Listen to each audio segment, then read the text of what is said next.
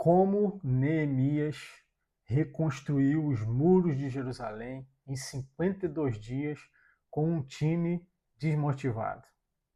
As lições que nós podemos aprender, eu vou te ensinar agora, para que você possa botar em prática na sua liderança. Mas antes disso, quero dizer para você que você é muito bem-vindo. Aqui a gente vai compartilhar toda semana um vídeo novo sobre liderança, liderança de equipe, de gestão, liderança de si mesmo e vida com Deus, liderança cristã e diversos princípios aí para a gente crescer cada dia melhor, cada dia 1% a mais. Eu tenho certeza que a gente vai crescer muito junto, ok? Então seja muito bem-vindo. Se você puder, se inscreva, comente para a gente saber o que Deus está falando contigo, como você tem aprendido, avançado, e vamos para aquilo que a gente se propôs hoje, beleza? Bem, eu sou o Igor Leandro e hoje eu quero falar com você de uma história linda demais, uma história de liderança, uma história impactante que você talvez não vai encontrar tanto num best-seller ou talvez não vai encontrar em outros locais, mas está aqui, ó, Bíblia, está na Bíblia, Neemias. Então, quero te levar a essa história linda que fala sobre um homem que pegou um time completamente desmotivado, uma missão, uma estrutura totalmente destruída, rodeado de oposição, e ainda assim ele cumpriu o seu propósito em 52 dias. E como é que ele fez isso? Que tipo de estratégia Neemias usou que nós podemos usar na nossa liderança, no nosso dia a dia? Então vamos lá. Primeira coisa, Neemias ele fez um diagnóstico do contexto, ele fez uma análise do contexto. Antes de qualquer ação, Neemias ele fez algo que muitos líderes não fazem, que muitos líderes pulam essa parte, que é olhar com os próprios olhos. Neemias ele se dirige ao local da missão, ao local daquilo que ele tinha proposto no seu coração, que Deus tinha o abençoado. E aí Neemias ele vai, você vê isso lá no capítulo 2, Neemias ele vai até os muros de Jerusalém para ver como é que estava o contexto. Quando você vê lá, ele diz que ele chega nos muros de Jerusalém, e aí ele diz que ele vai examinar as muralhas de Israel que haviam sido derrubadas. E ele faz isso com poucas pessoas, com pessoas selecionadas. Então Neemias ele não foi baseado num boato. Neemias ele não foi baseado numa reunião. Neemias ele não foi baseado no que falaram com ele, numa reunião de SOS, não. Neemias ele decidiu ir com os próprios olhos, chegar lá e olhar e para ver qual é a situação. O que ele está ensinando para mim e para você? Que se a gente, como líder, não fazer análise do contexto antes de dar uma direção, a gente vai estar liderando no escuro. Se você dá algum direcionamento, alguma estratégia, alguma tarefa antes de fazer essa análise, provavelmente você vai estar dando direcionamento no escuro. Então a primeira coisa que ele fez é fazer a análise, o diagnóstico do contexto com os seus próprios olhos e com uma equipe pequena, uma equipe só de pessoas que ele confiava. Então você pode aplicar isso na sua liderança, no seu time, a hora que você decidir. Você não precisa de grandes ferramentas para isso.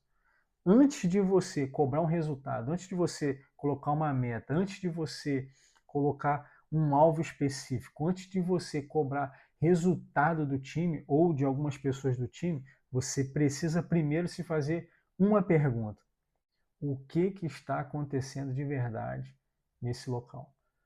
O que de fato é que precisa ser feito aqui? Qual é o contexto em que eu estou inserindo a minha liderança? Segunda coisa que Neemias fez, segunda estratégia, Neemias ele comunicou o propósito daquilo que ele estava levantando para o time.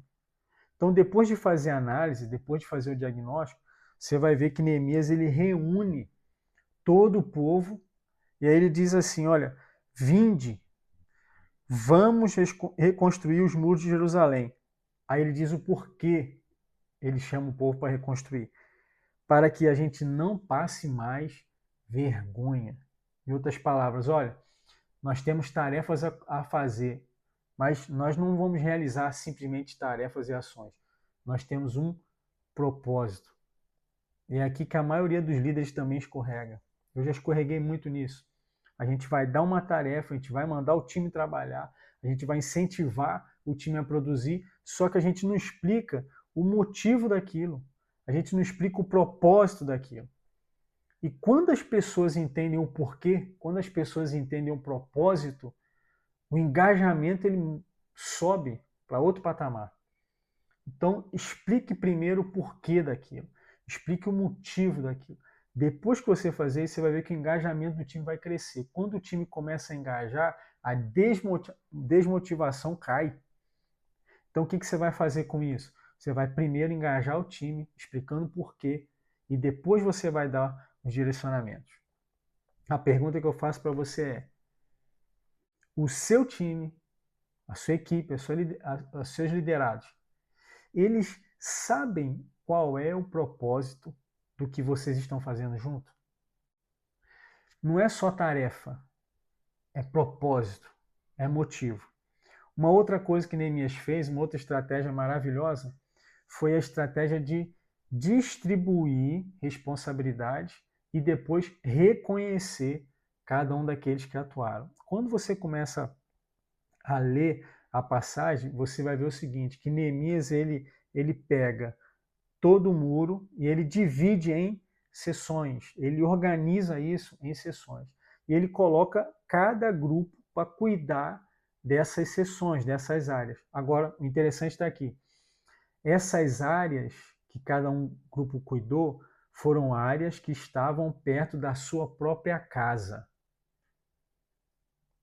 Neemias ele não fala simplesmente que a família, o grupo tinha que cuidar de uma parte do muro, não. Neemias ele colocou cada família, cada grupo para vigiar o muro que estava perto da sua casa. Então, o grupo, a equipe, o time, ele não está simplesmente realizando uma tarefa, ele está cuidando daquilo que envolve a sua casa, ele está cuidando daquilo que é seu. Então, Neemias ele coloca a família, as famílias e as partes do muro, o Neemias coloca uma conexão entre eles. Então a pessoa tem aquele sentimento de que não estou cuidando simplesmente do muro, eu estou cuidando daquilo que é a minha casa e o muro é a extensão da minha casa. Isso aqui é uma estratégia absurda de engajamento. E muitas vezes, quando nós temos um time, nós vamos liberar direcionamentos, nós vamos dar atividades e tarefas, geralmente a gente não está pensando em trazer essa tarefa para próximo daquilo que é a realidade daquele grupo, daquele time. Então, quando você faz isso, você aumenta o engajamento. E aí, depois que quando você começa a avançar mais na passagem, você vai ver que ele começa, depois que os trabalhos são realizados, Neemias, ele reconhece, isso aqui é maravilhoso, Neemias, ele reconhece cada grupo, cada família que trabalhou na reconstrução do muro. Então, o que isso se chama? Isso é reconhecimento. Quando você reconhece alguém, essa pessoa, a maneira dela se engajar é muito maior, dela vestir a camisa é muito maior. Então, três estratégias Neemias deixa para a gente. Primeira delas, Neemias ele fez um diagnóstico antes de agir. Segunda, ele comunicou o propósito. Ele não só falou a tarefa, ele não só falou a missão, ele falou o propósito daquela missão. E terceiro, ele reconheceu quem estava com ele na obra. E você pode aplicar essas três estratégias. Você vai ver que de um time desmotivado, você vai ter um time altamente engajado.